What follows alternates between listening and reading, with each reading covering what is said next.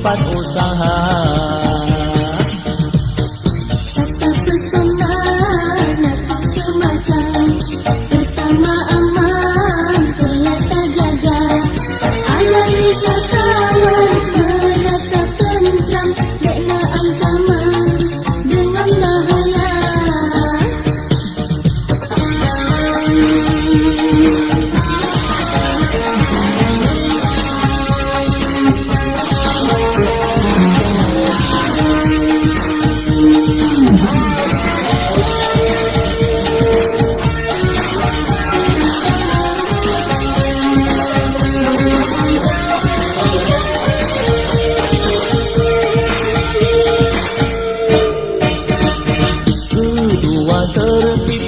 Laksanakan tembak jalan dengan tak jaga, tiba terminal tempat antrian, baik hai di sinan musak satu mah. Jalan bersih pergi halaman, ubina taman betapa larat, objek wisata rawat harapan, mobil sekalian benar terjaga, benar terjaga.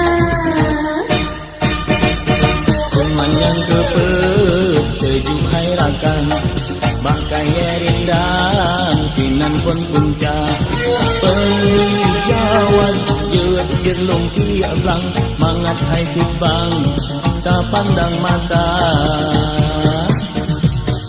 Kemang tente indah nak nabang, tata bangunan bersantik bangga, bertalang kilat bungong yang kemang, tente hai cubang si bungong jumpa.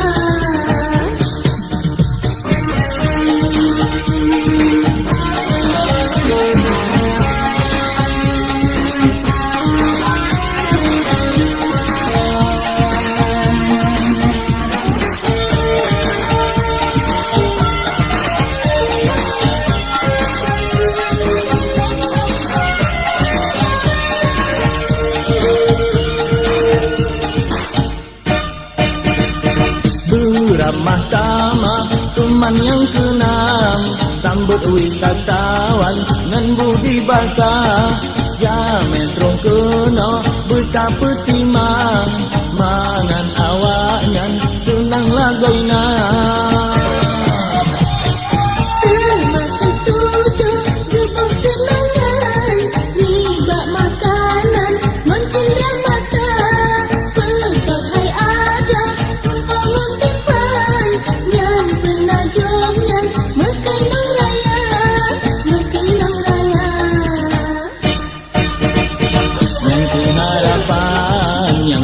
Peran ingat hai rakan Tuhanan muda, pariwisata pemajuri jang bek lalurakan bangga ngan dosa.